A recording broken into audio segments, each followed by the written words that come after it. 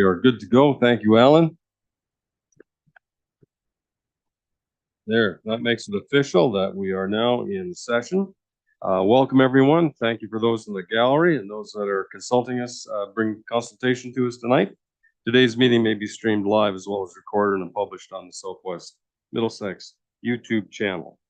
I'll give the land acknowledgement. We begin this gathering by acknowledging that the land upon which we meet is the traditional territory of First Nations people. The nations along the banks of the Thames River include the Chippewa of the Thames, Oneida Nation of the Thames, Munsee Delaware Nation of the Thames, and Delaware Nation of Moraviantown. We convey our respect to our Indigenous neighbors and thank them for their contributions to our culture, community, our past, and partnerships we'll have in the future.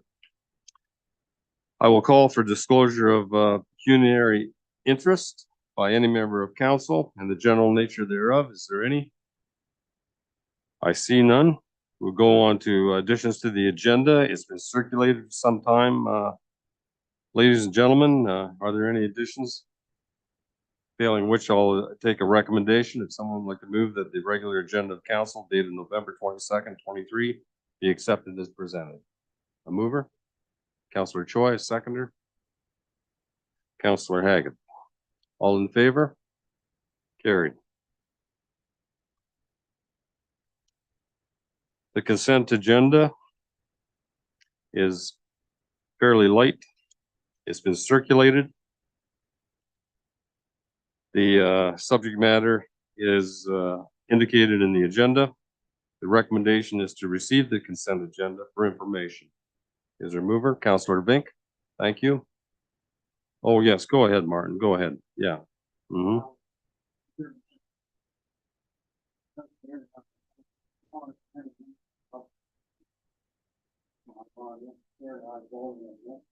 Okay. Thank you very much for that correction.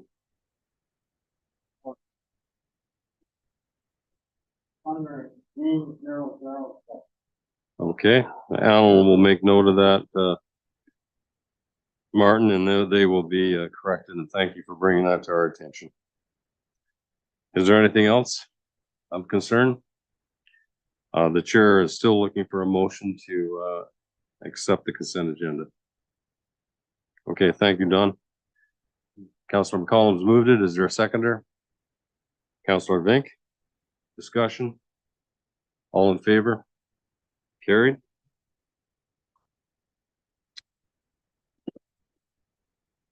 We are down to delegations, presentations, and the 5A is the roads needs study.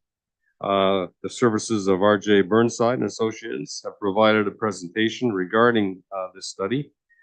We look forward to that, and we're pleased to have with us Henry Senton in our company. Henry will be the presenter of this and the architect of the contents, and I will let Mauro Costelli give him a more proper introduction. Thank you, Mauro, if you do that. Thank you, Your Worship. I'd like to introduce Henry Senton from R.J. Burnside Associates Limited. Henry Senton is a professional engineer with over 45 years experience in planning, design, and management of a full range of infrastructure servicing, land development, and traffic and transportation projects. Henry was a project manager on our roads needs study.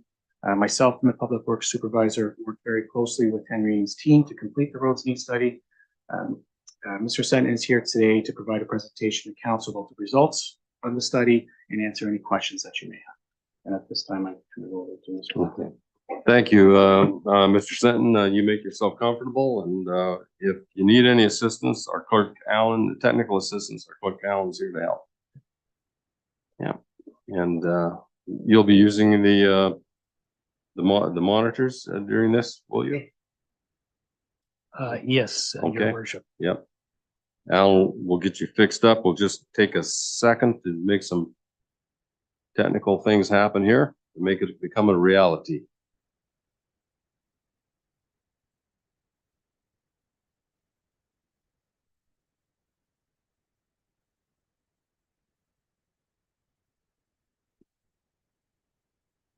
Okay. And it looks like we're progressing here. Yeah. Well, anyway. And And, Henry, you proceed whenever you feel comfortable there. Hey, thank you, Mr. Mayor. Good evening to Mr. Mayor and members of council. As the mayor has indicated, my name is Henry Senton, Senior Transportation Engineer with Burnside Associates. And as Mara has indicated, 45 years. I've actually been with Burnside for 45 years, so which is kind of a unique situation in this day and age.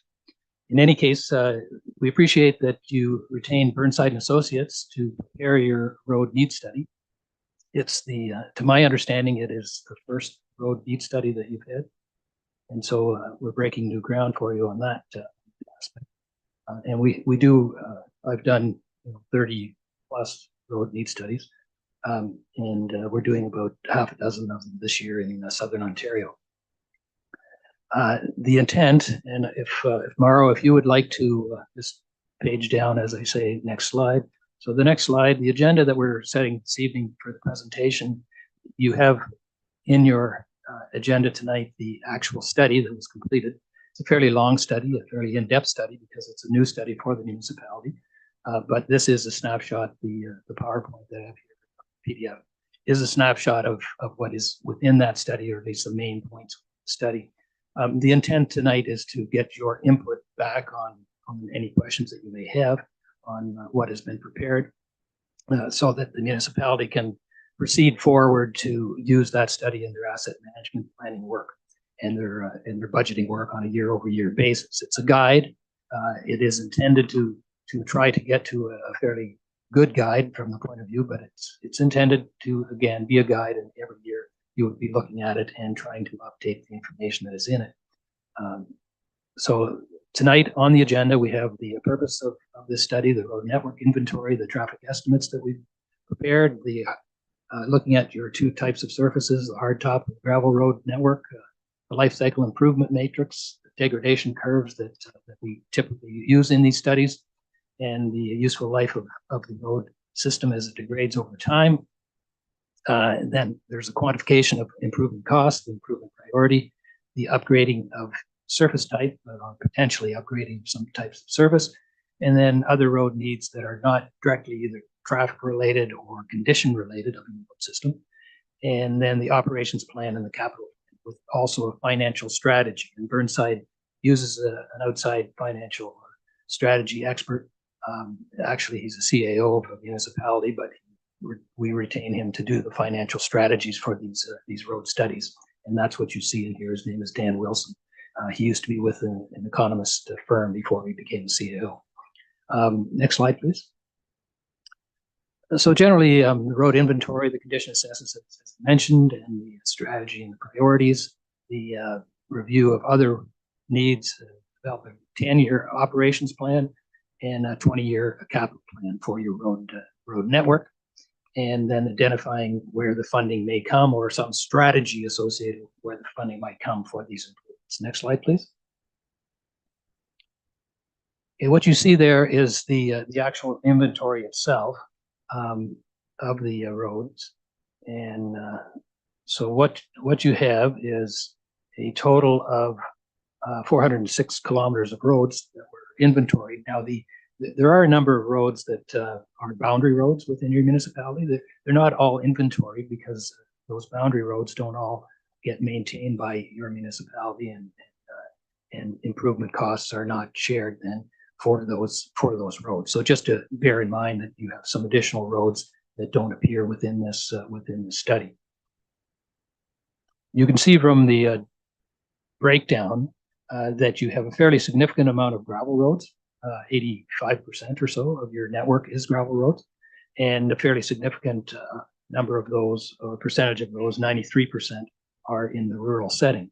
So the urban and the semi-urban roads are a much smaller contingent. However, they are a significant component as far as the investment that the municipality needs to make in order to continue to maintain those roads, and then also to upgrade those roads over time.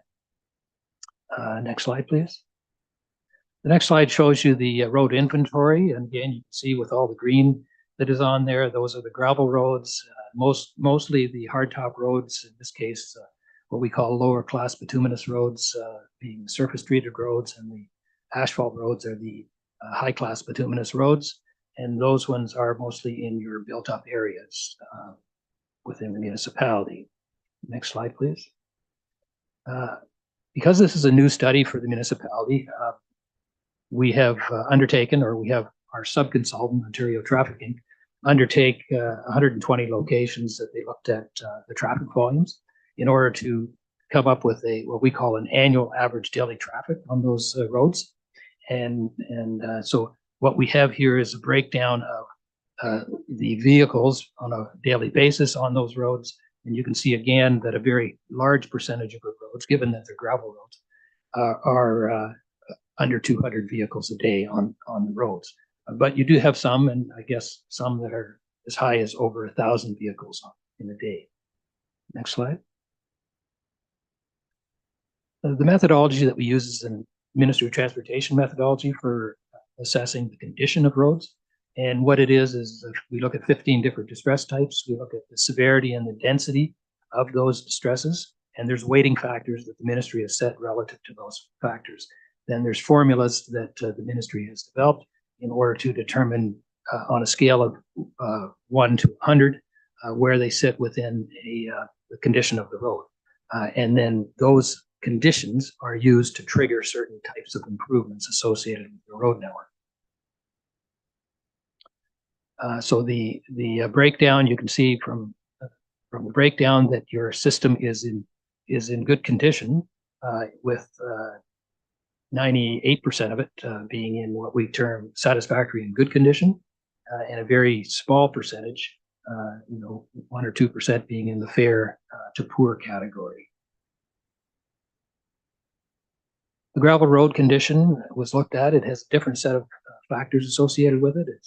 We've developed, as a company, we've developed formulas in order to assess those, and the important parameters associated with gravel roads are the structural, what we call the structural adequacy of the road, and usually that pertains more to how the road performs in the spring of the year, whether it has soft spots and breakup occurring in the spring in particular, and then the drainage adequacy of the road as well, with six aspects associated with drainage associated with the road, because of the importance that drainage has to the performance of your gravel roads. Next slide. So in order to determine a certain strategy associated with the road improvements, the timing, et cetera, associated with those, we've developed a hardtop road template. And you can see the life cycle types of improvements that are maintained to your system: routine maintenance, preventive maintenance, rehabilitation, reconstruction, and the types of surface, it being this being hardtop, but the HCB surfaces, the LCB surfaces, and the traffic volumes, and the trigger that those PCI values will have in order to trigger certain types of improvements. That's for the hardtop roads. The next slide has the gravel roads, and then it shows what the cost estimates are associated with those various types of improvements. Next slide.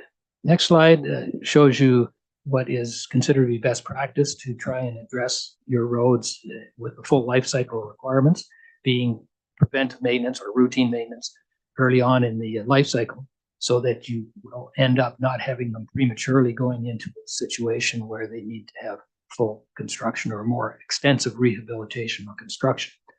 That's considered to be, again, best practice. Next slide. The next two slides, actually, the one shows the asphalt and the second one shows the surface treated. It shows you generally what the life cycle of your road will end up being if you do perform all of these various life cycle improvements throughout the duration of the road's life.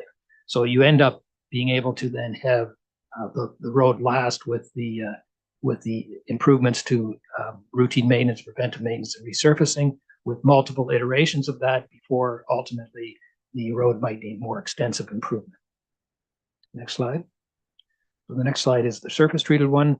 The surface treated one, as you can see, it has different types of improvement, and so it ends up having a more frequent maintenance, but a different type of maintenance than the asphalt. Next slide. So the next slide shows you the hardtop roads that you have, 60 kilometers, and the total needs that you have currently, 1.7 million of needs in those. Now, as time goes on, of course, they're constantly degrading, and therefore those costs will go up over time. So it's not the total amount, but if you had unlimited funds today and wanted to get them to a better condition, then you would have a 1.7 million now need for their hardtop. The next slide has gravel roads. That quantifies to a 3 million need for improvements.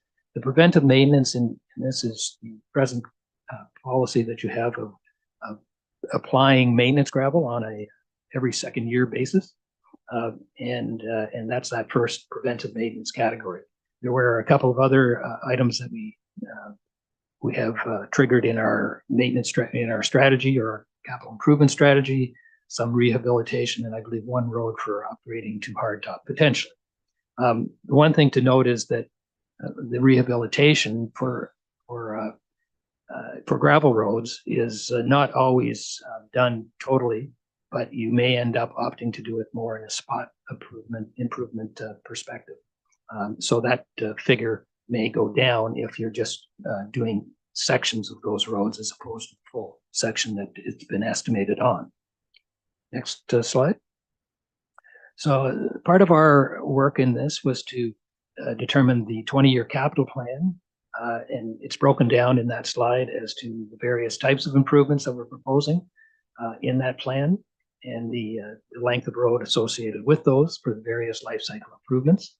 And then the next slide is the 10-year operations plan. And the operations plan in this case deals with your asphalt and your surface treated roads. And it is it's putting on a surface treatment as a preventive maintenance and or a microsurfacing for the asphalt roads. So you have the quantification there of the cost estimates associated with that operations plan. Next slide. So in order to determine how the condition of your road relates to the budget that you have allocated for improvements, we started off with the $650,000 per year as a working capital improvement for capital improvements on a year-over-year basis. And that includes resurfacing work, rehabilitation, concrete. In this case, you have a small amount of concrete road that could be converted to asphalt road over time, and also the gravel conversions that might be part of that. In the plan that we've developed for the 20-year plan, it quantifies to 12.2 million over that period. So slightly less than the 650,000 that we started with. But in order to do a sensitivity analysis, what we were looking for was to see how over time the theoretical degradation of your overall network would perform under those types of budgets. And similarly, under the operations budget, we started with a 200,000 per year as an allocation, and generally with the condition of the roads being what they are, we've quantified it to approximately that. It was 2.1 million over the 10-year period. At the bottom of that slide, you'll see how it how it plays out with respect to the theoretical degradation of the curve. If these plans are carried forward in the form that they're in, this 20-year and 10-year operations plan, and you can see that your pavement condition index over those 10 years, at the end of the 10 years, it's gone down slightly. Okay, 80.6 to 79, but 80.6 is a very good condition rating for a municipality. So we're not concerned that budget is insufficient for that. In fact, for us, it's determining that those dollar values that we're suggesting are appropriate.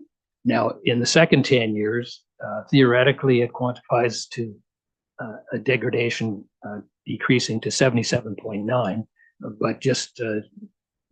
but the actual operations plan for the second 10 years did not. There was no operations plan put into this model for the second 10 years. So that would probably, well, it would improve that second 10-year performance as well. So again, basically our conclusion is that those monies would end up being sufficient to both operate and to for the capital improvements over that 10, 20-year period. Next slide, please. So what we've shown you here is just the roads, the year that the roads are being done over that 10-year operations period. And as I say, it is only a 10-year plan, not a 20. So you can see where there are works being done in preventive maintenance category. The next slide, please. We have the capital improvement plan, which again shows you which roads are being suggested for capital improvements. There are a number of roads in the rural areas, but a lot of them in urban areas as well. And the urban areas, of course, would have your hardtop road network. And this is typical of ensuring that you have sufficient funds that are being addressed or invested to make sure that your hardtop road system that you've invested in is protected over that period. Next slide, please. The next slide indicates other aspects. At one time, the ministry's approach to this, going way back now, say to 1990 or so, the ministry had suggested and were trying to determine a certain condition rating associated with your roads, and they had all of these various factors that were associated with that. We've taken those factors out independent of the condition of your road, simply to determine whether or not they're critical factors, and also to inform going forward if there are upgrades or if there are capital works associated with any of the roads that have been identified in the plan, that those roads should be looked at for some of these aspects as well, which would be the widths, the drainage, whether they're coordinating with other works that you have in the municipality, and whether the vertical and horizontal alignments are sufficient for those roads. Next slide. So I think the remaining slides do deal with the financial strategy. Now, we don't always do financial strategies for these road studies, okay? Because, well, there's lots of factors for that. But in this particular case, that was part of our work. And so we did have Dan look at this. He's identified the sources of funding, and which would be the Ontario Community Infrastructure Fund and your operating budget, your reserve funds, and your debt financing, primarily. And so what Dan has done, he's looked at how it would affect taxation or debt financing in particular, and has crunched the numbers through as to with the program that we've laid out, just to determine just how it would end up affecting your overall tax rate to fund the improvements that were being proposed. And also some information relative to how you would structure your reserve funds associated with the needs. So the next slide indicates, I guess, the conclusion of that exercise, and that would be a 0.5% increase in your taxation from 2024 to 2033, so the first 10 years, and then at 0.25% after that point for the next 10 years. And then the last slide deals with where you're at with respect to the theoretical funding gap that you currently have, how the strategy that has been developed would end up going over the 20 years, would end up bringing it back to elimination of that funding gap in that time period. So generally, the main conclusions, and we haven't listed all of the conclusions here, but the main conclusions are that we've given you a fair amount of data that your staff can end up using in order to do their yearly and their longer term capital planning work, and your asset management planning study work that is necessary, that the province requires municipalities to do. And then we're suggesting here, one of the important things is that you do, instead of applying to, say, the worst first mentality of improvements, that you have a full life cycle approach to upgrading and maintaining your road network. And so there should be some monies that are on a yearly basis that are allocated to that. And that over time, because of how things progress, we recommend that every 3 to 5 years that road studies get upgraded to determine how the improvements that you're applying are being responded to and whether they're performing the way that they were anticipated. And just recognizing that the degradation occurs and things occur over that 5-year period. So, municipalities will try to do that on a regular basis. In your case, you're just starting off because this is your first one. So hopefully we've given you something that's fairly detailed that you can build on over time as you go forward in the next 5 to 10 years. Thank you very much. That is the end of this part of my presentation. If you have any questions on this section, or I guess I'm here to answer some questions when Mauro presents the actual study report. Thank you, Mr. Senton. It was a great report, very well written, and you had reality in mind, and our financial limits and capabilities were addressed in that as well. Thank you. Council, questions to the floor. Mauro, would you like to say a few words before we get into a question period at this point? Give us some direction. With Mr. Senton and I and our team, we work very diligently on this report and try to provide as accurate information as we can, with a 20-year capital plan and a 10-year maintenance plan to help guide staff and for the future on what road needs are needed. I understand it's a big report and quite lengthy, and hopefully Henry and I can both answer any questions that you may have in regards to this. Okay, thank you very much. We'll open it up to the horseshoe now. Council, please raise your hand, and Mark, through the chair, to the gentleman. Who are you addressing it to?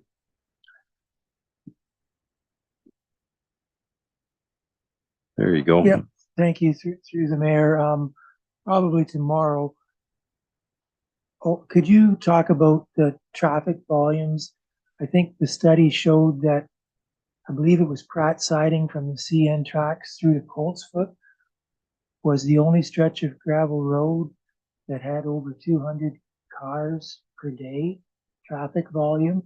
And so that the study showed that section should be tar and chip, I believe, which was a very short section. And then there's a couple other sections that had come up at previous meetings that some people, we had a delegation, one section on Trillium. I think there was only about 60 cars per day shown in the study, traffic volume on that section. And then the other section I wanted to ask about was on Switzer, from Thames down to where Silver Dove Estates is. And the traffic volume there still wasn't 200 cars per day, but it was getting up closer to it. Yes, thank you, Councilor McGill. Henry or Mark, would you like, who wants to go first here? I'll start off. All right. So basically, and maybe Henry can jump in. Yes, so Pratt siding was in the 20-year plan, was the only gravel upgrade road due to the traffic count. And I'll let Henry get into a little further details of the analysis of that.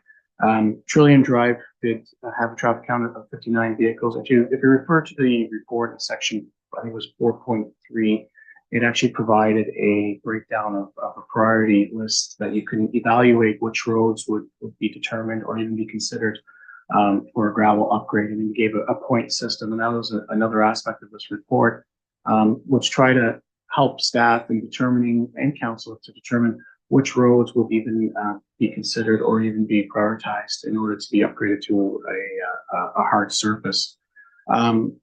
Switzer was, so just to take a step back with the traffic counts, we picked 120 locations. We didn't do all the roads. Unfortunately, that would have just not been cost effective. So when we did the 120 locations, Henry and his team and myself and the public works supervisor sat down and we determined which would be the best locations in order to provide Henry and his team with the most valuable information in order to complete the study. We did do one on Trillium Drive, which Mark was correct with 59 vehicles. Switzer Drive did have 169 vehicles during that time, which is fairly close to the gravel upgrade consideration, but there's also other aspects that you need to think of in order to upgrade a road. It's not just the kilometers, but that does initiate the first step in upgrading the gravel road. You know, you'd have to look at the structural adequacy, you know, the platform width, the surface width, the drainage components. There's a lot of components that you need to look at in order for that to be considered. At this time, I think I'll pass over to him to see if he has anything more to add. Thank you, Mauro. Through you, Your Worship. The study has in it some discussion on upgrading of gravel roads, in particular, to hardtop surfaces, and it provides, as Mauro was indicated, it provided an analysis to determine that at low traffic volumes, whether it was going to be more effective to upgrade those roads to a surface treated hardtop surface versus a gravel surface. And our experience in most municipalities that we work in, we do this study for a number of them, the conclusion is that over time, if you have low traffic volumes, that it's more cost effective to maintain those as gravel roads. That said, that's the financial aspect associated with those roads. But there are factors that come into play, network factors, land use factors, truck factors, that need to be weighed as well. And we've given you information that would allow you to do that for any particular road. That 200 vehicles a day, I mean, it will vary. There are some municipalities as low as 100 vehicles per day. They have budgets that sustain putting in, hardtop at those levels. There's other ones that will go, 500 plus a day before they want to put in a hardtop surface. It's tied into some degree to how you maintain your roads, what your abilities are, where it sits within your network. There's lots of aspects associated with that. In your particular case, the starting point, and again, this is a starting point for discussion, because when we did the analysis in the report, it has an analysis that does conclude that it's more cost effective to leave them as gravel roads. But the basic assumption there was we were comparing the surfaces. Okay, so when you look at the quantification of the numbers that we had, what it is just assuming that a road that is going to be turned into a hardtop road would be done on a road that is already reasonably good base construction and could accommodate a hardtop road. But if the widths and the alignment and structural adequacy of the road are not there, then the cost would go up exponentially in order to make that change. And so that's where I think you have to look at each of these roads and the information that we've provided. If you would end up in a situation where you wanted to look at 3 or 5 roads or whatever for potential, if you had the budget to do it, to upgrade those roads, then you would get down to what we call the project level associated with this. This is a network level analysis, and the network level made those broad assumptions, assuming that the structure was adequate, because there was no geotechnical work done associated with that. So then you would get into that level, and so you would then say, do a more detailed cost benefit analysis associated with that potential for upgrading. So I just wanted to sort of throw that out there, because too often we're sort of looking at being sort of a magic number. There's 200 vehicles and 199 you don't get it, and 201 you get it. Well, it doesn't work that way. Okay, and so there's lots of judgment that would come into play into that as well. So, and as far as the traffic volumes, I mean, I think your system, as it's largely gravel and it's largely what we call for access and mostly for farm access. It's understandable that you're going to have relatively low traffic volumes, and your system has been, developed for that purpose, and your maintenance aspects have been developed for that purpose as well. Where you get into the disjoint is where you have something that occurs within that rural area that starts to generate more of a demand for a hard top. I mean, that could be, we have clients that have, for instance, a lot of sort of, I guess, small businesses that go on out into the rural areas, and those ones would generate a lot more trucks. And then you might end up with a situation that even though the volumes are fairly low, that you may want to try to hard top those roads as well. Thank you, Henry. Mike, I'll get you on next. The trouble with numbers, I find, and as a small rural municipality, we find this in other aspects of it. Numbers don't always justify the need. In recreation, our numbers may be low, but we still have facilities. And where it really stands out is in our schools. We don't have the higher numbers of students to fill capacity, when in fact we're a rural area and we operate at low capacity. But the expectations of people that live in rural areas, their wants and needs are the same as large urban areas. But numbers always come into play on almost every decision we make because of the low density of population we have. It's in roads, it's in recreation, it is in schools, it is in organizations, service clubs. That numbers cannot be the only determining factor, I think, in some cases. Thank you. Mike, go ahead, please. Okay, good. Yeah, no, I've got some very good advice from our CAO, is that at this point, we will receive the report for information, and we will have another adequate time to ask more questions down the road. Is that correct? Okay, all right, so we can receive it for information. Yes, Martin. So when are we going to be able to ask? I mean, there's a remark made, so I'd like to answer that remark. Yeah, just a minute, I'll get clarification from the clerk, and his advice will rule. Yeah, thank you, Worship. It's actually the next item on the agenda. The conversation just was shifting over to it. So yes, yeah, get that, and I appreciate that. So I need a mover and a seconder to receive this report as information. Deputy Mayor Schuldice, Councillor Myers, discussion. All in favor? Carried. And we will proceed. Okay. All right. To continue on, then, we're looking at let's receive for information. I call it, and now the direction that we give staff. That is the discussion now. As I say, there's been a considerable amount of work put into this. We have a significant amount of data in front of us, and it is a burdensome decision, but one that must be made for the convenience and safety of our whole municipality. So at this point in time, do we continue with questions at this time? Okay, so you have a question, Councillor Vink. We'll take the opportunity to present it now. Well, yes, I have a comment based on a remark from earlier. Bear in mind, I'm not sure where these counts come from, but I saw a count earlier. We got an email about Dogwood Drive on Trillium. It was never ever mentioned about tar and chip in Dogwood Drive, or from Dogwood Drive to Haggerty Road, or from Sassafras.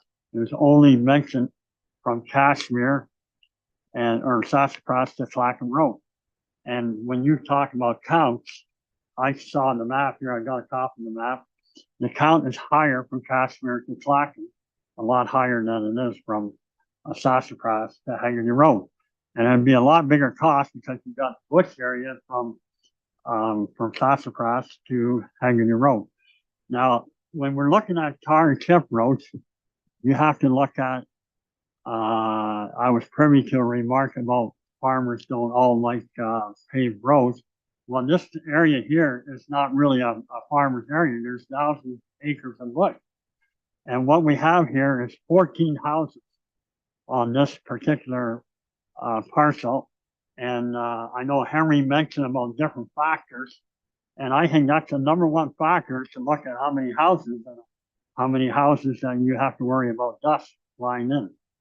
And also, I want to reiterate, money was taken from most accountants, so if that money was given back and spent the way it was supposed to be, it wouldn't cost taxpayers any money at all to do that. It'd be less than 3 kilometers. Okay. Yeah, I should give the courtesy you can receive that comment from Councillor Vink as his perspective on that issue. Is there any council that would like to address those comments, or is there anyone from staff that would, or we'll just put it on the table that that's Martin's feelings? Okay.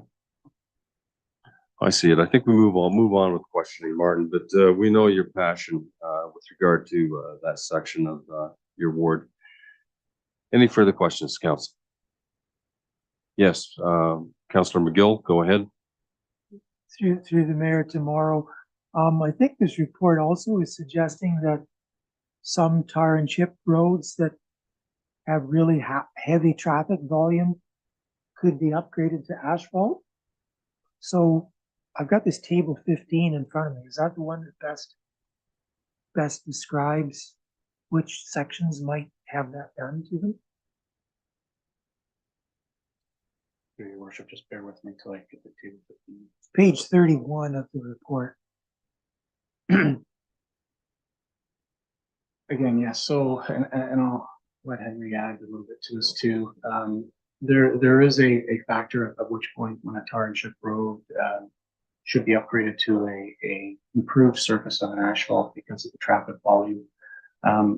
As Henry stated, there's a time period between 5 to 7 years for tar and chip roads when they need to be resurfaced. If that time period does decrease, we should be looking at a different road surface because obviously that road's deteriorating due to the increased traffic volume. And will correct me if I'm wrong, but I think that factor was 400 vehicles a day. So once that traffic count gets over that on a chip seal surface, that we should be considering a different surface type. And Henry, to add. Through you, your worship, the number that we usually use is 400, 500, give or take, in order to recommend that an asphalt surface would be preferable.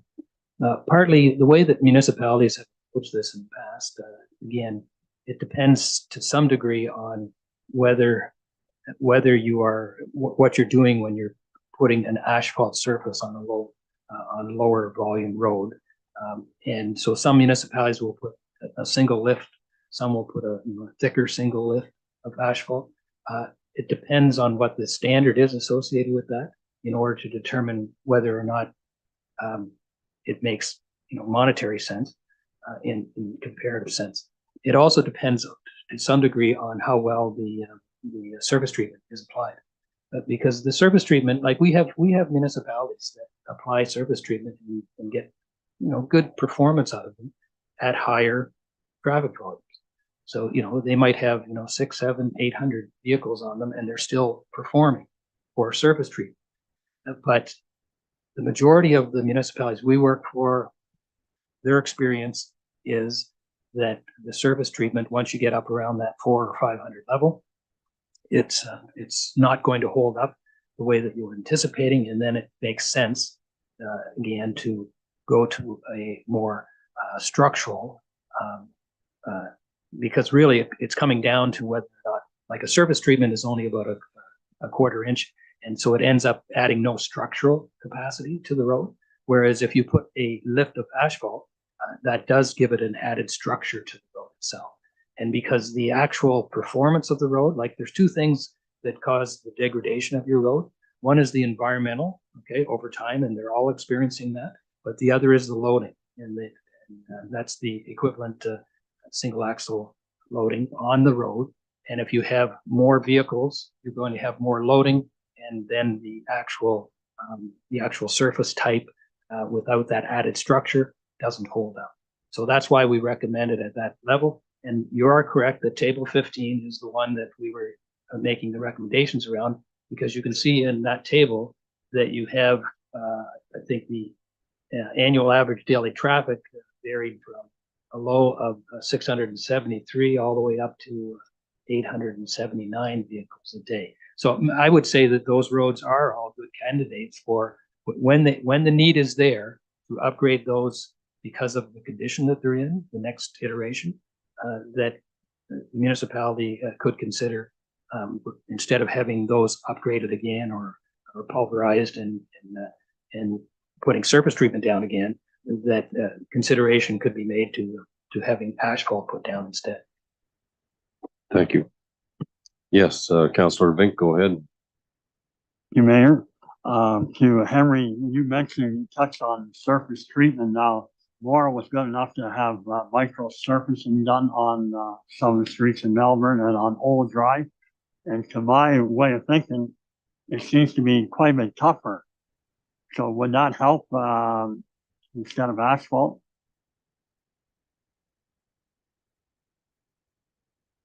Through you, Mr. Mayor, the microsurfacing is a better treatment than the surface treatment is, but it's generally used on asphalt roads or on urban, semi-urban type roads.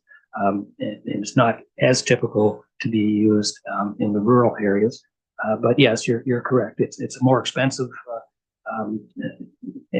So it would give you some additional longevity as opposed to, but it's still not going to give you the same, because the intent of both microsurfacing and surface treatment is more of a sealing part, so that the water isn't getting down into the base of the road and then deteriorating it over time, and so it doesn't give you the structure that the asphalt does. So it performs differently, and the maintenance of it is different as well.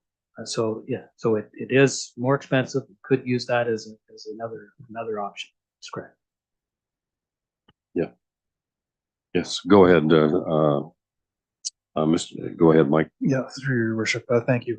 Just reminding council that that application was correcting a deficiency of a problem, so that wasn't a typical solution to that, but it was correcting a deficiency as noted. Okay, thank you, Mike, for that information. Yeah. If I may, Mr. Henry, I took your comments on if consideration is given to hard surfacing a gravel road, consideration must be given to the base of that road, the width of that road, the drainage of that road.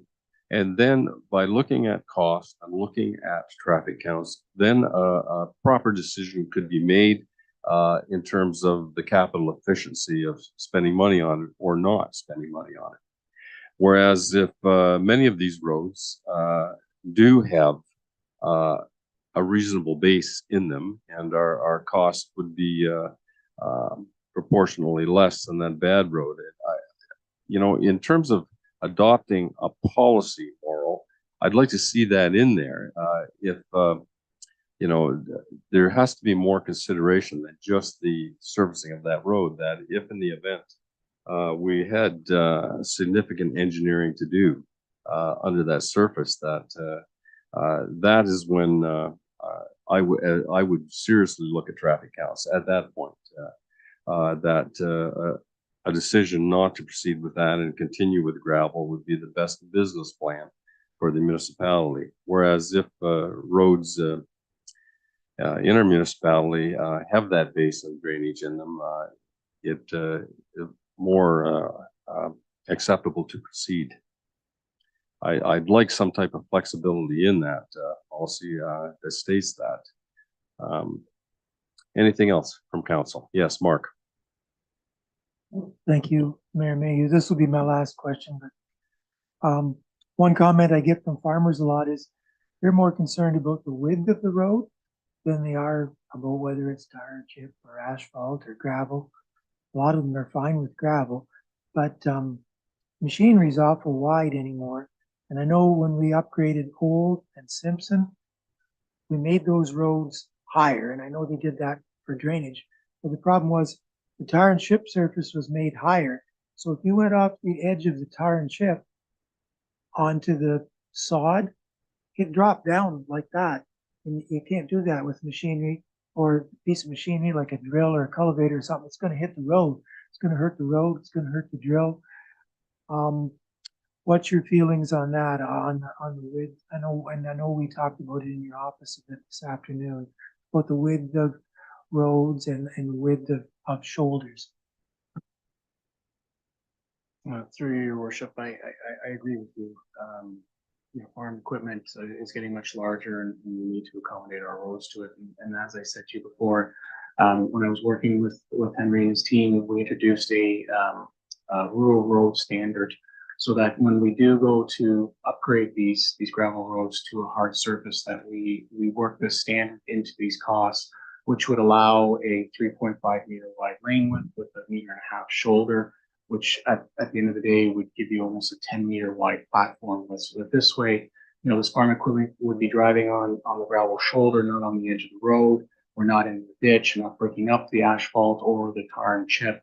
So it is something that staff that we're moving towards in the future. That when we do upgrade these roads, that we widen them out, make them larger to accommodate the farm equipment. The concern that we run into now when we're pulverizing existing hard road, that's not something that we look to widen out the road because we didn't really budget that amount into it, because technically we're just repulverizing and when doing a new surface. I think what you're asking is a large construction item, and that should be looked at when we start upgrading these gravel roads to a hard surface. Okay. Yes, Councillor Haggett, go ahead, please. Well, I just say, like when I kind of understand, when you're gonna go to a hard surface, whether it's asphalt, even tar and chip, so if you're gonna reconstruct a road, when you start taking them up to pulverize, if you find punky spots, which is sub-X, where you have to bring in pea gravel, packed, the drainage, there's a lot goes into it that you could find underneath and cost a lot of money. Mm-hmm.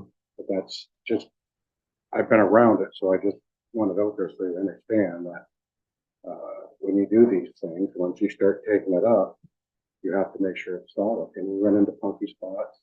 And as I say, you lay B gravel, you come in with A gravel, and you don't know what you're getting into till you start doing it. Thanks.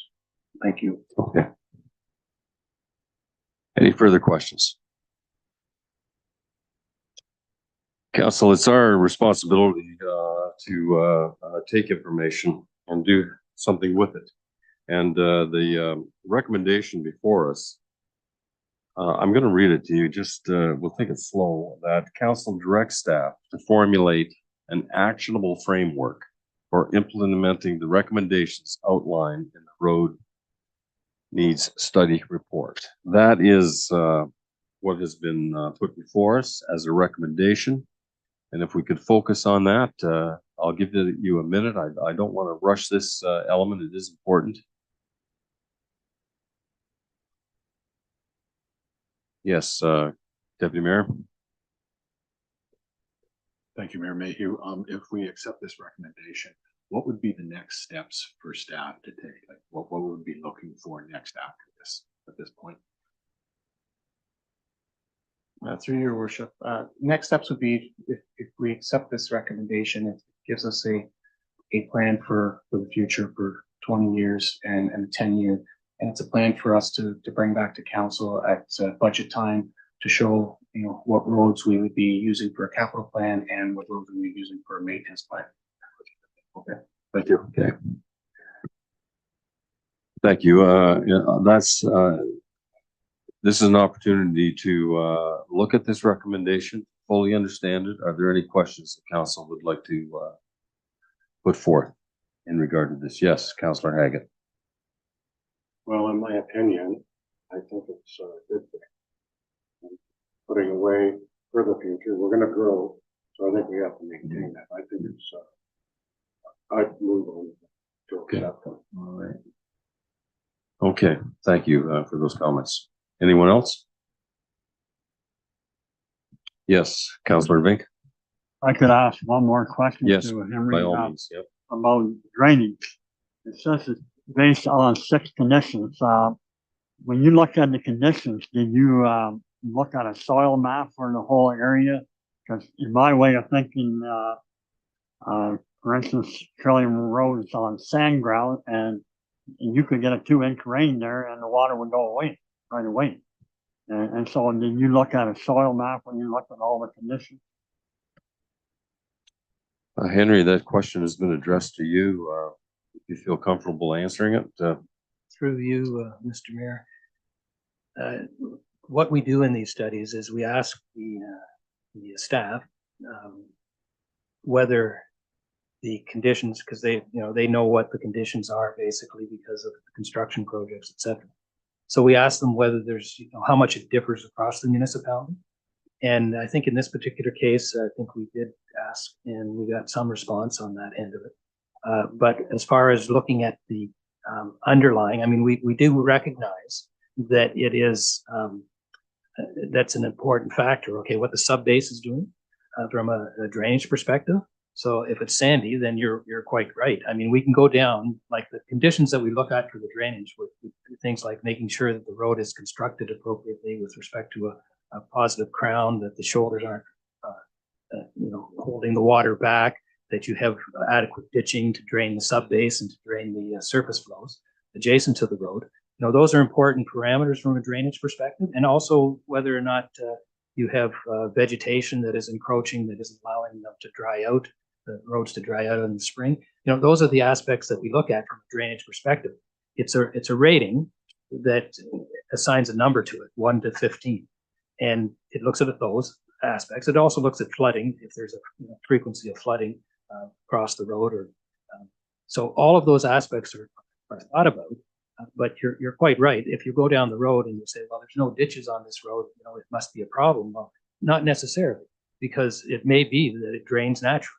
And so you're right in what you're saying. But we assign those numbers and we give it that drainage rating number, which then is one of the numbers that, like the 3 numbers basically that feed into the gravel condition rating, is the condition of the road, and that's the structural adequacy of the road, and the drainage adequacy of the road, and the rideability of the road, basically the ride comfort of the road. Those go into the formula that we've developed to come up with that number, okay? But you're right that if there are drainage issues that are there, we do rely to some degree in these studies, because they're network related, for the staff to indicate, yeah, we have flooding there, we have a problem here. We take that information, we note it down in the form of notes, to indicate that when this is looked at, it may need to have some additional work done. You can't always, of course, and yourself from all of the drainage work that you do, and that you can't always address it without getting a better outlet in a lot of cases. And so that comes into play. But you're really dealing at a network level again, as opposed to, because with the number of roads that you have, we can't sort of drill down to that level at this stage. But your point is well taken. That is important. What is the underlying base and sub base, and the soil maps will tell you that as well. Hate to pull a Clark on you here. So I'll save Alan from this one, but technically, Councillor Haggett made a motion. Should get a second. okay. Discussion can continue. I wasn't of aware course. that was a motion. Was that a motion, Jody? Okay, I didn't hear It's that. okay. It's I okay. was pretty intent on looking at you there. Thank you for seconding that, Deputy Mayor. We are, I don't want to cut this short because it is a long-term project. I also think it's worthy to say that the decision we make, we'll certainly have to rely on Kristen for this too, for the balancing the dollars on this. I'm sure that you examine this report very carefully, Kristen, to look at the affordability and sustainability. And you're going to have to take us by the hand and walk us through this decision over the next 10 years. Okay, and at the last call for questions. Moved by Haggett, seconded by Scholdice. All in favor? Carried unanimously. Thank you very much, Henry. We've got that through. Morrill, lots of work to do. Yep, and we look forward to that. And Kristen will be watching over your shoulders. Okay.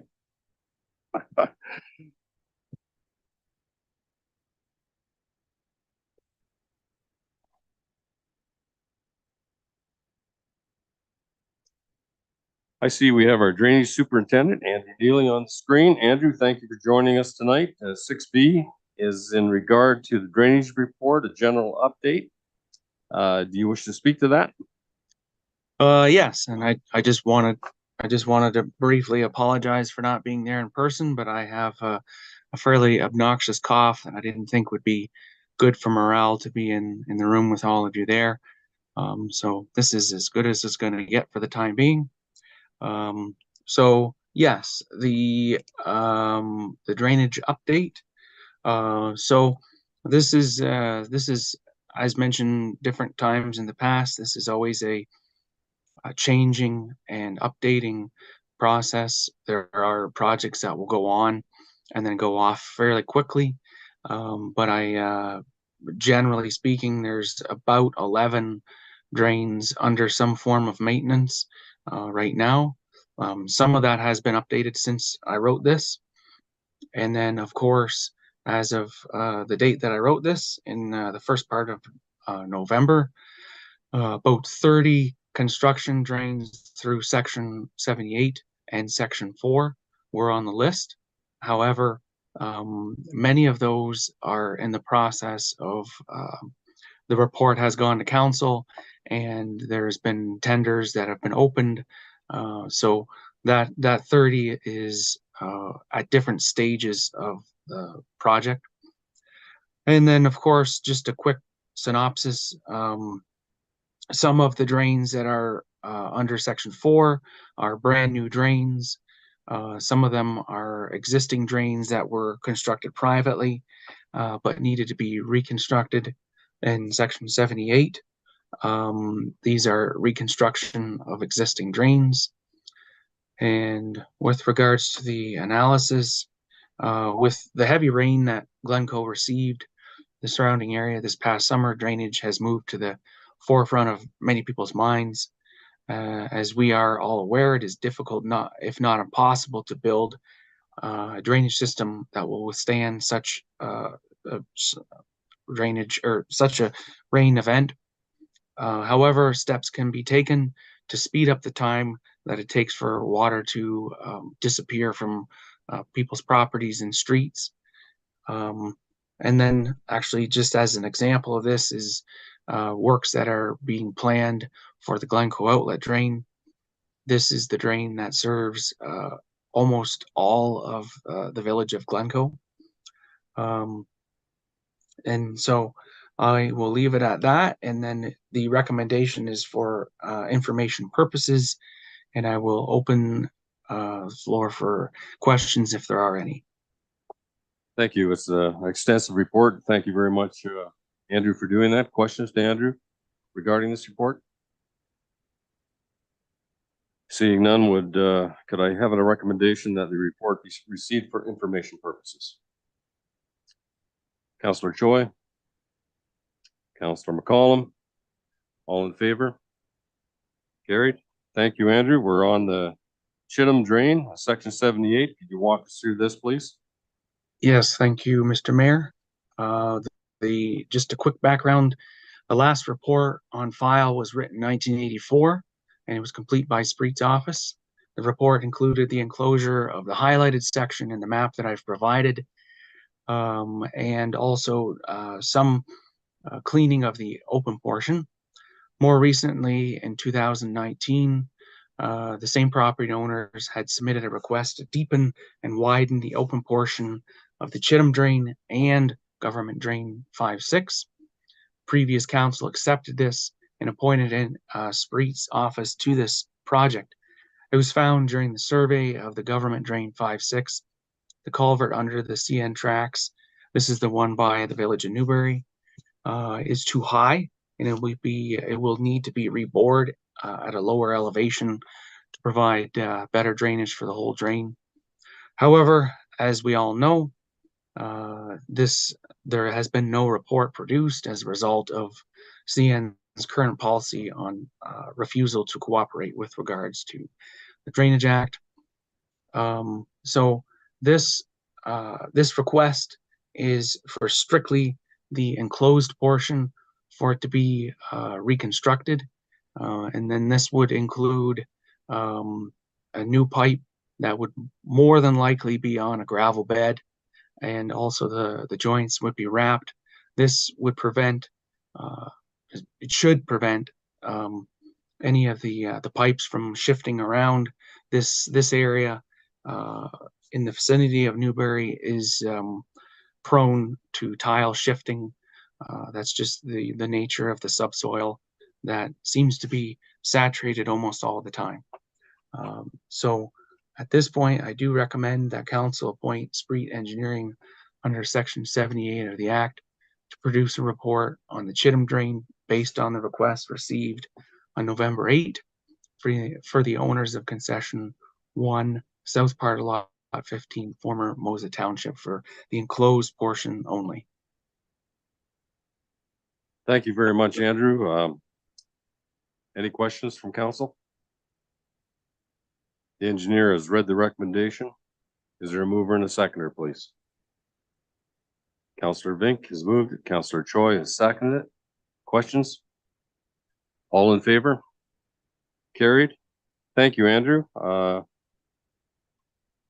next one, close to the hearts of all, the Glencoe outlet drain. Would you like to walk us through that, Andrew? Yes, sir. The background of the open portion of the Glencoe outlet drain, the last report was in the 1980s. The tile portion, the best that I could find was from 1947. This report speaks of replacing some of the drain with new tile. However, it also speaks to portions of the drain to be taken up and cleaned of mud and put back in place. With that said, there are parts that predate 1947, to which I don't know how old it would be. It could be up to 90 to 100 years old. The analysis, the past number of months, the owners of the above noted property have been in contact with staff and Spreet's office regarding drainage in their development. It has been determined through the peer review process that the stormwater discharge rate exceeds the capacity of the drain. This is great concern given this area is already prone to standing water issues. A reconstruction of the drain should improve the drainage of the overall area.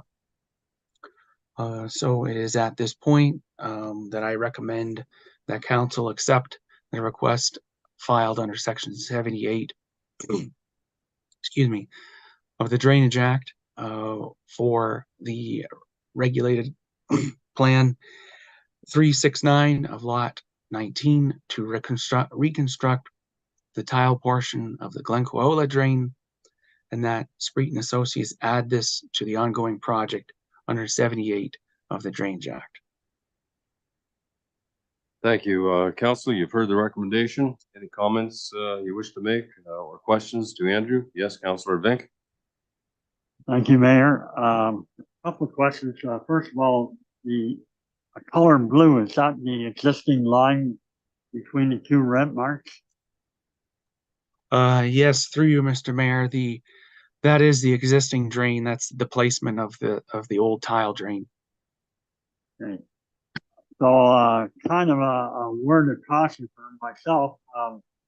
Financial implications. As a result, the municipality will receive an assessment towards this project. So that means every ratepayer in the municipality will have to pay towards this. And I believe our policy, and I know maybe Cindy won't like to hear this, but our policy is that the development is supposed to be paying for the drainage. So that doesn't quite square to what you're suggesting. Andrew, I'm sure you have an answer for this. Yes, through and you, Mr. Mayor. This typically the signers of a request like this would take on a larger assessment. However, it is fair to say that given the age of the drain and the condition of the drain, it is reasonable to say that the rest of the watershed would have a financial stake in this as well. Now, I am not able to go into any more details as to the assessment breakdown because it hasn't been done yet, and anything further than that would just be guessing at that. And furthermore, if I'm sure those who have suffered stormwater in their basement in large numbers in the village of Glencoe would have no objection to having some of this put on their levy. Okay, any further questions? Yes, Deputy Mayor Scholdice. Thank you, and thanks, Andrew, for the report. I'm just wondering if you could foresee when the actual construction work will be completed on this drain. Through you, Mr. Mayor, I don't have an answer for that. However, I do have an answer for the brushing portion of the drain. We are having the request for quotes next week, a week from today. So there is some movement for that. We already have had talks with Spreet's office, so we are moving forward with this. As far as timing, I can't say for sure. I guess I can say as soon as possible. Yes, go ahead, Mike. Go So ahead. would we foresee the brushing being completed this year? It would be up to the contractor's availability, but I would definitely like to see it done before the fish window of I believe it's March 15th. So it would be nice to get it done before that, if not in in the current calendar year. Yep. No, we'd like to, I think from the questions that you've received from council, you realize that we're all anxious to get some work done on this. And if it can be done prior to spawning, it would be great. Yes, Mark, please go ahead. Yeah, through the mayor to Andrew. This section we're talking about in this report, it's all an enclosed drain, right? Yep. So Yes. why are we talking about brushing? Are we talking, was that comment related to on the other side of Park House that's Yes, open? it was. That's correct. Yeah, Yes. so that's Yeah. not part of this report. No, just to That's- demonstrate that something is happening. That's all. All right. Any further questions? Last call. Oh, yes, Morrow, please go ahead. Sorry. So, Your Worship, just to add that this, with the Glencoe outlet drain, as everyone's aware, we had that flooding. We had two major concerns, one on Victoria and one on South Street, where the water didn't drain as quickly as some of the other areas. And we contributed that to the old drain, the Glencoe outlet drain. So, Andrew's correct that we've had some additional meetings with Spreets, and those are some of the other factors that we're also looking into, and then we're having Spreets look into our storm sewer system, because our storm sewer actually outlets into that drain. Mhm. So we want to ensure that we've got some better drainage on those two roads, that we don't run into those situations again. And also, there was also the other factor on Main Street where the water was flooding too. So we're gonna have some talks with the county to see if there's any improvements that can be done with there, because ultimately that water does make it down to the Glencoe outlet drain too. Yep, So there's some it does. major components that are going to be involved with this construction work. So it may take a little bit more time to get all parties together to ensure that we look at all the issues that we have. Mhm. And I just want to make Yeah. council aware No, of that. it's a long overdue fix and we want to do it right. Last call for questions. Recommendation is before you. On the Glencoe drain, the council accepts the request filed under section 78 is remover. Councillor Scholdice, seconded by Councillor Haggett.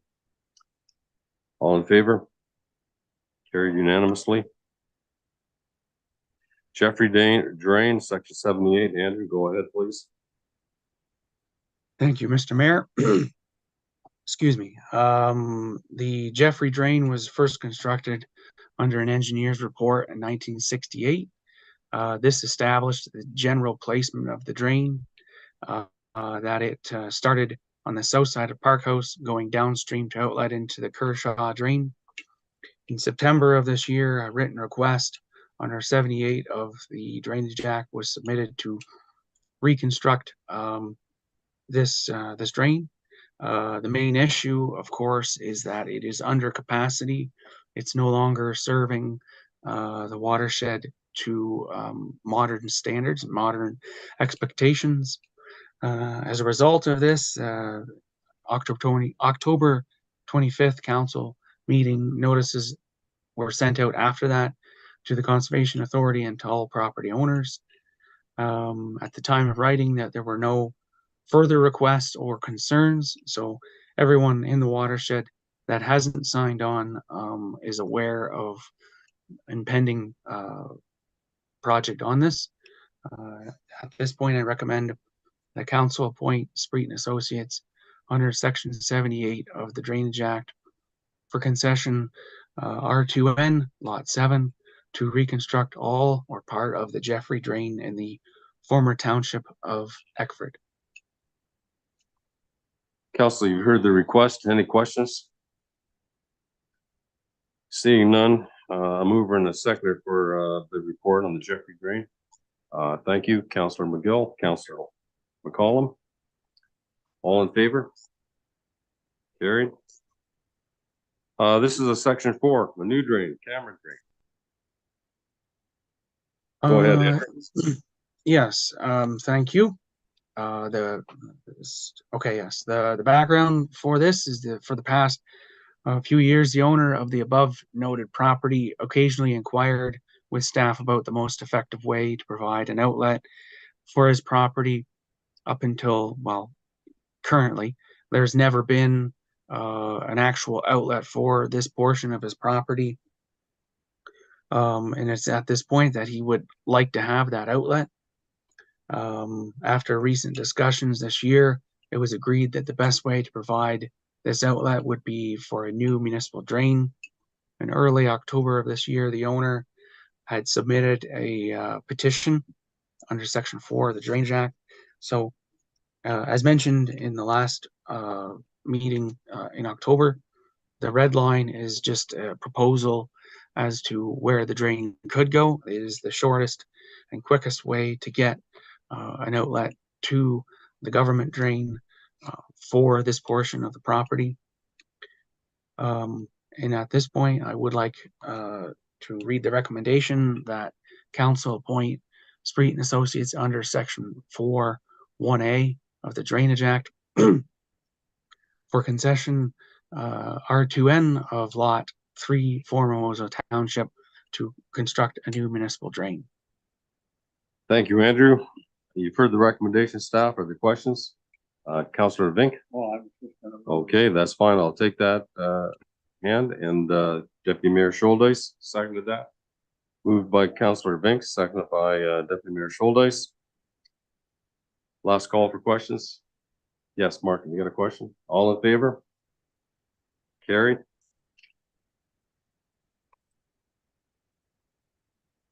The next is the McCann Trillium Drain, and there's a public component to this, staff. And welcome very much.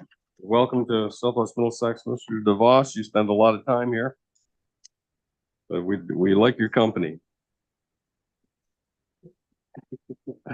So I'll wait for Mr. DeVos to get settled, and you can walk us through the engineer and the staff's overview of this application. Okay, thank you. This report was prepared in accordance with Section 4 of the Drainage Act for a new municipal drain. There are private tiles serving this area, but it was found that they are inadequate for the landowner's desire. So we've designed a new tile system to replace the existing tile system. It would start on the north side of Trillium Drive and go downstream to a water course. There is a small swale along the west side of the McCann property on the upstream side of Trillium that was voiced to need some maintenance. We did include moving that private swale into be part of the municipal drain as well, to try and gather some of the water that would be seeping out of the Middlesex County Forest into that swale. And then the landowner also asked us to take the tile downstream along the west limits of his field a little bit further downstream to provide some future options with regard to possibly filling in the gully in the future. So that's what we included in the report. We have had a concern raised from Lower Thames Conservation Authority with regard to that the forest land is designated as a provincially significant wetland, and they've raised some concern after submission of the report. So before after what we knew, we didn't know that. And the work that we're proposing is fairly minor, so we will be having some discussions with Lower Thames in that regard to see, you know, if their suggestions or their concern is going to remain after the discussions. They also voiced concern with the regulated lands down near the outlet as far as the disposal of some of the material. There is earth that has to be moved to get the pipe down from the field level to the outlet. And the disposal of some of that material was a concern for them, as it's a regulated area that they regulate. So we will have to have a discussion with the landowner in that regard as to the disposal of that material, and we'll most likely have to revise the report to accommodate the disposal of that material in a different location. So for that reason, I would suggest, and I'm recommending, that council refer the report back for some revision. Okay. Second process in this, and thank you, Mr. DeVos. Questions from any affected property owners who are present? Are there any? Just please raise your hand if there are. Okay. Not seeing any, we'll move on. Requests from those present to add or remove their names from the petition. There are none present. Council, your opportunity to ask Mr. DeVos any questions.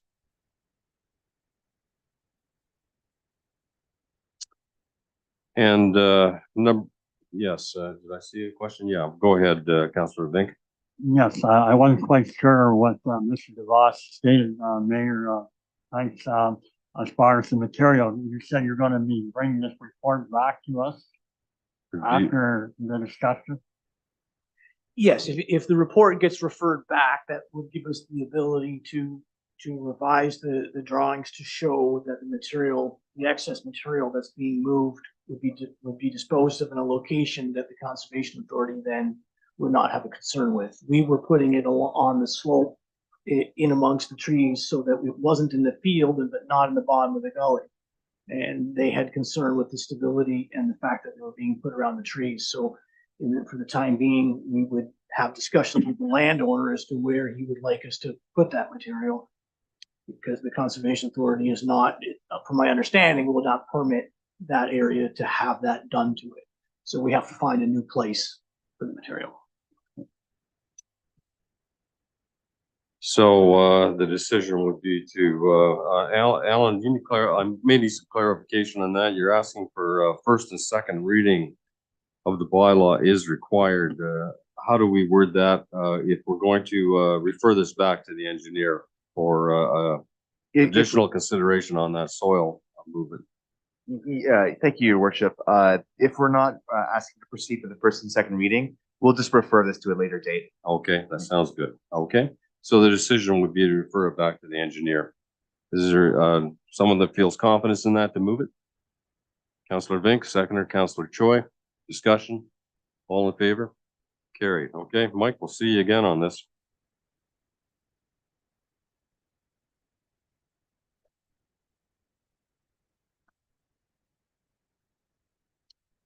The McCann Nemeth drain. Again, Mike, if you'd like to walk us through this with your overview and the work required. Yes, this report was prepared in accordance with Section 4 of the Drainage Act for a new municipal drain, as well as Section 78 for repair and improvement to the existing McCandon drain.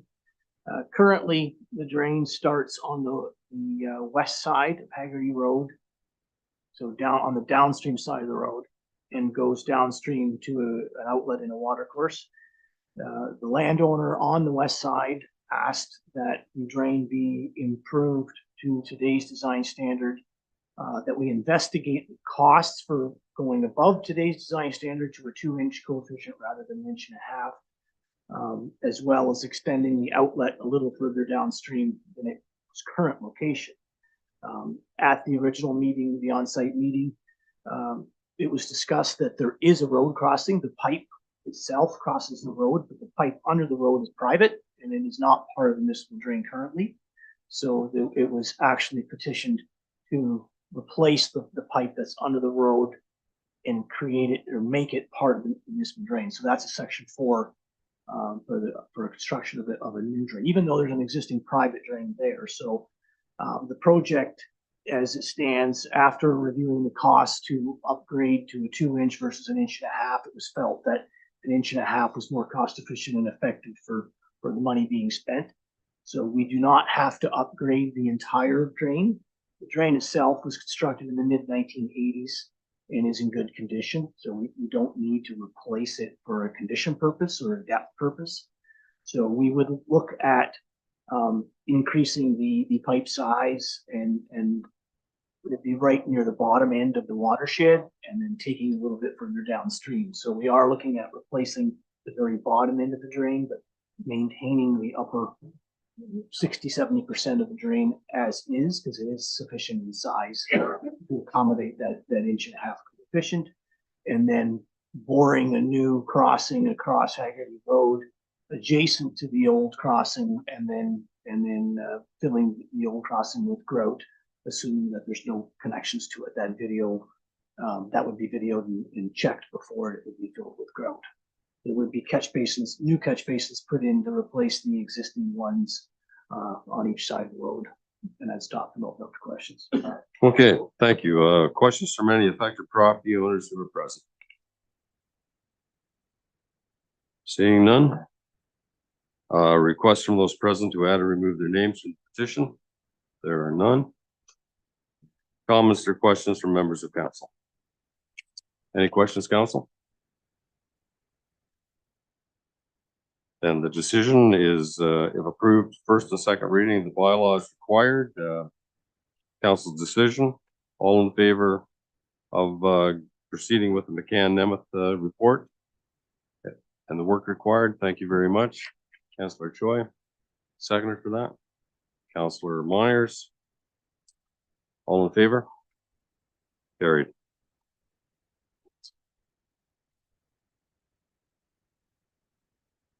Okay. I think you're off the hook. Thank you very much, Mr. DeVos. Always appreciate your presentations and professionalism. Thank you. Good night. Kristen, you're next. Would you like to introduce the subject to council on this one? Regarding a utility bill consideration?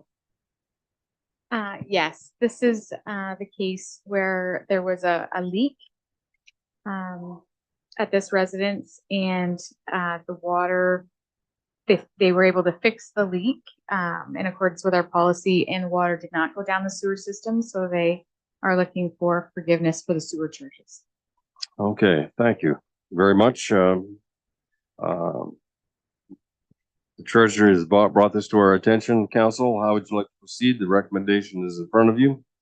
If there's any in favor of this, please make that motion. Councillor Choi, seconded by Councillor Haggett, that the sewer fees totaling $639.42 for customer 2105-2002 be credited to their account. All in favor? All opposed?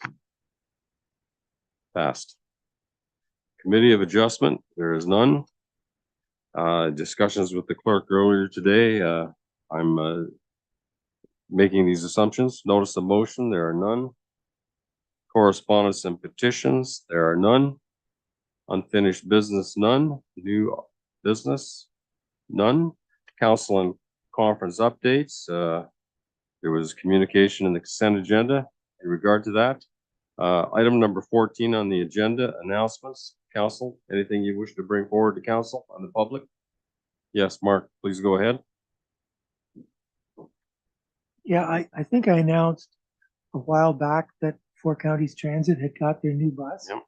And that it was gonna go on the road soon. And actually, it didn't get on the road till, I believe, yesterday, Mhm. because we had to get the logos of all the municipalities put on it. It says Four Counties Transit on the side. And then also we had cameras installed in it. Okay, And it took a little while to get that all done. The cameras were just installed on Thursday and Friday. I was over there to Rodney and looked at it. Looks good. good. And our municipality is the biggest user of that I'm bus. aware of that. Mhm. Okay, thanks for bringing that to our attention. Any other announcements? I'd like to give just hats off to the Glencoe Agricultural Society for the hosting the Santa Claus Parade 2023. It was last Friday. It was an amazing parade. And what was even more spectacular were the number of people on the Main Street, from North Street right down Main, right down McCrae. It was packed, and it was just a really good parade. And I think Santa did very well with the number of children sitting on his knee. But we certainly thank the Agricultural Society for hosting that. There are no closed sessions. Bylaws are before you. Bylaw 2023-83 and 2023-84 be given first and second reading only. Yes, go ahead, Alan. Thank you, Your Worship.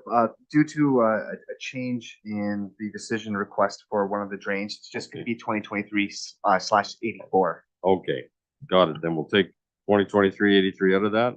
The motion will then read 2023-84 be given first and second reading only. Is there a mover and a seconder? Councilor McCollum, Councilor Choi. All in favor? Carried. Bylaw number 084, being a bylaw to provide drainage in the municipality for the McCann-Nemeth drain. Is there a mover and a seconder? Councilor Vink, Councilor Haggett. Any, We just did that one. oh, We're don't on have to to the do next that then. Jeez, I'm stroking off the wrong ones, Al. Thank you, Al. We're on 16C then, right? Brink a drain, third reading. If Your Worship, if you'd like, I can read off the resolutions because they got all mixed up Okay. now. They Okay. sure did. Yep. Okay. Go ahead. So the next one will be that bylaw number 2022/27 and 23/72 be given third reading and adopted. Okay. Is there a councillor willing to move that?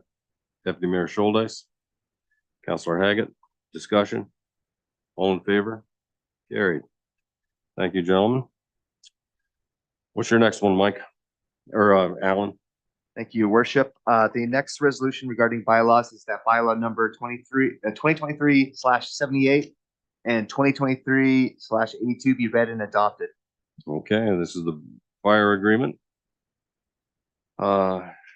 Council, this was spoken about in closed session, and we instructed staff to proceed with the bylaw, which is before you. Is there a mover and a seconder? Councillor Vink, seconder. Councillor Choi. All in favor?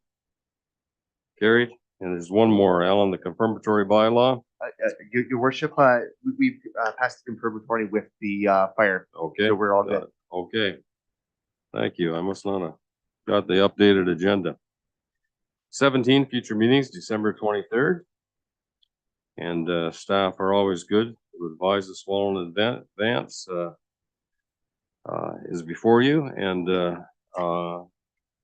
Michael, I'd like to thank you for sitting by my side here and keeping us on track. We did pretty good. We didn't hear much out of you tonight, so we must have done something. Our procession was good, but it's always good to have you there to lean on us. And Alan, thank you very much. Kristen, appreciate your staff. Morrow, big night for you. And we'll adjourn the meeting at 7:35. Nope. The hard work begins. Hard work begins.